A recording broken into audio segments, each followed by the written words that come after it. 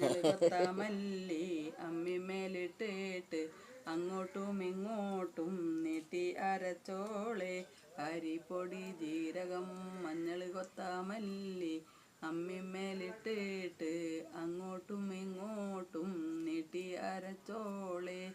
കല്ലിനാലെറിഞ്ഞാട്ടെ അവൻ കള്ളനെന്നു വിളിച്ചോട്ടെ, എന്നാലും എൻ്റെ ഹബീബേ അങ്ങാണെൻ്റെ മുഹബത്ത്.